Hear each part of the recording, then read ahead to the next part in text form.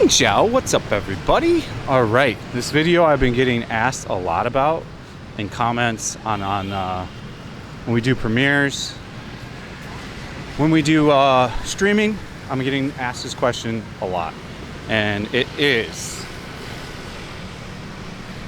inflation bad in Saigon in Vietnam? I'm going to talk specifically about Saigon because that's what I know, that's where I live. We are on beautiful Win Way. Anyone that wants to know why I film on Win Way in the rainy season is because it can rain at any time. Two, my wife works around here, so I pick her up from work. I do my workout and all my stuff during the day, and then I come here and film when I do information vlogs here because there's always something interesting to see, and it's right here. And if it rains, I can dip into one of these stores or into a coffee shop. So if you ever want to know why you see a lot of information vlogs on Win Way, because it's clean, there's always something cool happening, and you never know who you can bounce into. When I got here today, I met 5 different subscribers in a row, which was pretty cool. 2 Vietnamese guys, and one dude was born and raised Saigonese, younger guy, like in his 20s, really nice. Shout out to all you guys I met today. Everybody, you know, we shook hands and stuff. Always a great feeling. So we're gonna walk around, not quite Win Way, we're gonna walk around it. So let's get into it. Let me show you the first things first. So, is inflation bad? Is it getting crazy? I don't think so. So here's an example. This coffee is 29,000 dong. So before COVID, this coffee was probably 25,000 dong. This white coffee that's 35,000 was probably 30,000. We're talking not a lot of money here. That's still about $1 for a coffee. So it has gone up, but it's not anywhere like in the West or even really anywhere else. You know, it's pretty low. I had noticed Korea, I saw it quite a bit, but still not that bad. You know, a bottle of soju in Korea went from $2 to $2.20. Like same with the beer. A beer went from $1.80 to $2. So are we talking like crazy amounts of going up? Not that bad. Here, like this lady sells at the lot pizza, and this pizza was probably 18K, maybe 15K pre-COVID. Now her pizza's 20 or 25K. So there's like about a 5% increase on stuff. I'm going to talk about the sectors that are actually having inflation, and it's only a few sectors. We've already kind of talked about it in other videos, but the main sectors that are suffering from, I guess, inflation is it's really 3. It's housing, apartments. So 1, housing, apartments. 2, flights, and 3, hotels. So these are the 3 big sectors that have really actually seen some inflation on a slightly larger scale compared to other things. So if you watch the Mega Mart video that I did and put out, which is a tremendous video, I do an entire walkthrough, Xin Chao, even though the camera is dying all the time, but that camera was able to save footage, which now I know if it does die, it saves the footage. So I have used this for further when it overheats. I probably shouldn't have tried to film a motorbike vlog for an hour and then directly shoot on that camera again in 4K for another hour. I probably should have took a 10-minute break and stuck the camera in the freezer out of the gate. Lessons learned, now I know. So, oh, and the 4th sector is bars. Bars. So there's really 4 main sectors that inflation has hit Vietnam. We'll talk about the first one because I have quite a bit of experience in it. You know, if you didn't know, I'm kind of sort of renting apartments. So if you needed an apartment in Vinhome's Golden River, or if you needed an apartment in Vinhome Central Park, or if you need an apartment in District 4 along the river, and if it's going to be a long-term lease, about over a year, you can send me an email, verify your identity, give me your Zalo, I'll connect you with agents. But all 3 of those places, rent has gone up about 20% to 30%, depending on how desirable and the location of the apartment in each one of those buildings is. So the way that the high-rise buildings work at like a Vinhome's Golden River and a Central Park is the higher you go up, the more expensive a unit gets. And this is because there's less children, there's less families, it's quieter, it's got a better view, so it's more desirable. So the higher up you go on the building, it's more desirable. And even the low floors, like floor 1 to floor 25, have gone up 15%. Like the possibility of getting an empty 1-bedroom apartment in Golden River under 18 million is almost impossible now. Now that used to be pre-COVID. You could get empty apartments all the way down. Like if you were in the 15th floor, like under the 20th floor, you could get a 1-bedroom empty apartment for 11 million. Now there's not one available that's under 18 million for an empty apartment. So you can see right there that it's gone up a shit ton. Central Park's the same. Central Park has risen just about the same, and it sells on just about that same principle that, you know, the higher you go, the more expensive. They have luxury buildings, which cost more. If you live in the landmark apartments, those cost way more. So it's all just like this tiered system of stuff costing more and costing less depending on where you're at in the building. But all the nice apartments have gone up in value in desirable locations.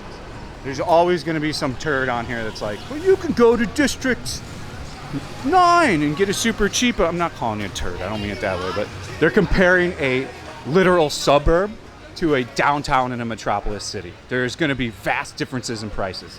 Of course, it's going to be cheaper in a suburb than it would be in the downtown of a metropolis.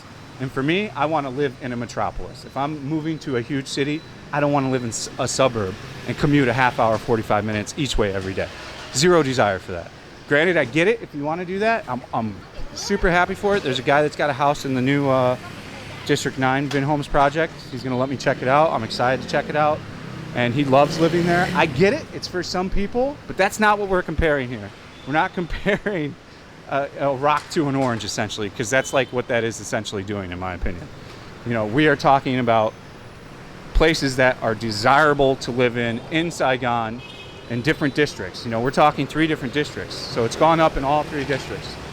Now, has it gone up as much in like a regular Vietnamese apartment building? No, not that much. 5-10%. It's still gone up too, though. I mean, only 5-10%. There's other people that are going to be like, I got my apartment for $8 million a month in District 1. And yeah, dude, they're living in like a 100-year-old apartment in a little box, you know, with chickens around and stuff, whatever. If that's your thing, shoot for it. Like, I want to live in a decent place. I want to live in a nice house because home is everything. It's where you spend the most amount of time. And for me to be happy, I want to live somewhere nice. I've been living in nice apartments for the better half of 20 years now. I can make the money to afford it, so that's what I do. I think you should always have a happy home, somewhere that you really like, and that for me, I need quietness and all this stuff, and that is provided for me by Vin Homes, Golden River, or Central Park, or even one of those District 4 apartments are really nice to chow. So, I mean, that's my reasoning for that. If you want to compare a suburb apartment and say that it's still cheap, okay, well, we're not even talking about the same thing, so there's no point in doing that. The other thing, oh man, we only got one battery level left. So we talked about the housing going up first.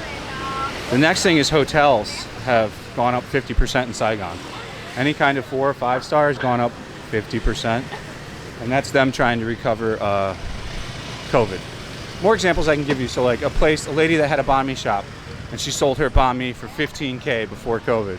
Her banh mi is $20K now. Or if she had a $25K banh mi, her banh mi is $30K now. Or if these noodles were $8K before COVID, they're $14K now, $15K. So they've raised the prices on stuff about 20% for those cheaper things. But you have to realize it was already super cheap. What's 20K, like 80 cents? I mean, it's $1. We're talking increasing like 20 cents on stuff, which isn't that big of a deal. Now, they had written some articles that food went up in price, but when I walked around Mega Market, everything was the same. The Gouda was the exact same price it was 2 years ago when I had shot that other video. I mean, I checked the prices on a lot of stuff. Almost everything was the same. Pork was up about 5%, which I don't think is anything too crazy. We're going to have to swap batteries at some point here, so don't hate me once we swap a battery. So, I mean, it's negligible on what we're splitting hairs on. The other thing that has gone up considerably, but this is worldwide, and it's to be expected, is the cost of flights. Domestic flights are up 20% here. You know, the only cheap airline to fly is Vietjet, and it's a total scam. I'm going to shoot an individual video just on Vietjet to avoid their scam. Vietjet gets you with the only allowing 7 kgs in one bag to be carried on. And then they charge you a $30, $40 egregious fee to have a bag that's even a 1 kg over. It's ridiculous. So the price of the cheap flight ends up being the same price as like getting a Vietnam Airlines ticket. So I'm going to do a total video on that because people need to completely avoid Vietjet, the biggest scammy pile of crap airline I've ever had the pleasure of riding. It's worse than Southwest, which I'll never fly Southwest either, another garbage airline. I get it, economy, cheaper airlines, I get all that, but I don't like the way Vietjet does business. Usually you get a 2 or 3. I'm not gonna do that video in this video, but yeah, flights have gone up. They're more expensive. So, you know, it's not crazy bad. Like, I was able to fly everywhere I go. I'm able to fly pretty good. I flew to Korea for 80 bucks. Not bad at all. You know, you can't beat that. So a lot of places like that are still about, I think Thailand's 80 bucks too. I think Singapore was like 70 bucks. So pretty affordable. Still nothing crazy. So we're talking 70 bucks from probably pre-COVID 55, 60 bucks. So it's slight increases, but it's nothing crazy. Oh shit, I should walk back to the bars. Because the next thing we're going to talk about is bars. Yeah, let's walk back to the bars. It's a little loud traffic-wise here anyways. So the next thing I want to talk about that inflation has hit is the bars. Boy Vane, all of it. It's all gotten really more expensive. Yes, there's going to be some guy, but you can get 20, 30K beers still in Boy Vane. You can get 20, 30K beers in like a 1-block radius where they set tables out in the alley. That's it. It used to be where you could get 30K beers everywhere there. So when I say that it's more expensive, it is. You know, sure, there's still ladies that put down like these little stools there in front of their own family house and sell cheap beer and vodka. But those are going to be going away soon too. Those people are getting tremendous offers on their property. You know, one of my friends recently sold their house there for like $2 million. They got some $2 million USD. They got some crazy offer and they sold it. So I mean, I think it's a matter of time before those get scooped up and are gone too by another club. Boy Vane is certainly not as cool as it used to be. It's really expensive now. You know, if there's some kind of event going on, it was funny. What was it? When they had the music festival there, the bars were charging 100x more than what they did the day before, just to make money on that night. I call it the Vietnam business way.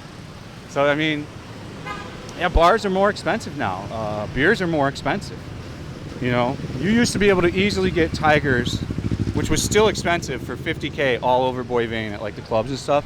Now a Tiger can be anywhere from 100 to 120K, which is insane.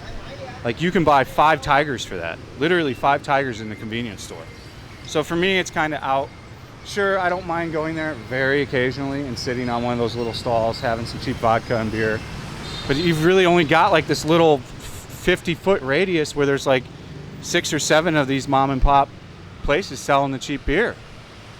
So beer and lady bars have gone up in price, like all this stuff. Like, you walking into a lady bar and you don't know what you're doing here, you're going to spend 500 to 1,000 bucks, no problem. And you're not going to know it because you don't understand the rules. And that's where we're at right now. Where we're walking right now is like Lady Bar Central. This is where all the lady bars are. The Lady Bar, Lady Bar, Lady Bar, Lady Bar. All these. Fatties is in between. I think it's kind of a cool location that Fatties chose to put itself in between lady bars. I don't know how long Fatties has been there, and then they got this JV squad out. Some of these are opening up during the day now. Like, fully open during the day. Like, see? So they're trying to get tourists to come in. It's interesting. That's like the only one that I know. That thing opens at 3. So lady bars are starting to open earlier and earlier. This one's open too, this Legends. That is a lady bar. Yeah, so a lot of the lady bars, I've noticed this over the past month. So this is Fatties, great bar if you like live sports. I get this question all the time, where can I go watch sports and drink beer? Fatties. They do all the major sports. They'll open up early if it's American football, all that stuff. So if you want to watch Western sports, Fatties is the place to go. So that's really the things inflation has hit here, is hotels, apartments in desirable areas. Even motorbikes haven't gone up in value that much. Like, motorbike prices are kind of the same. I think there's like a 2 or 3% increase.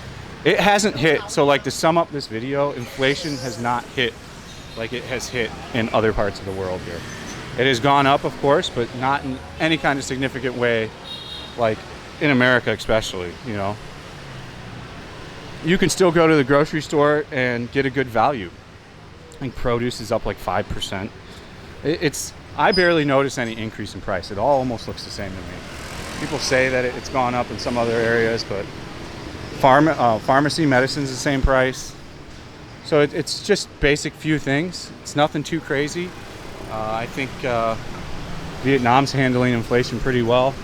I know Korea is pretty crazy in inflation. I think Japan's pretty bad in inflation right now.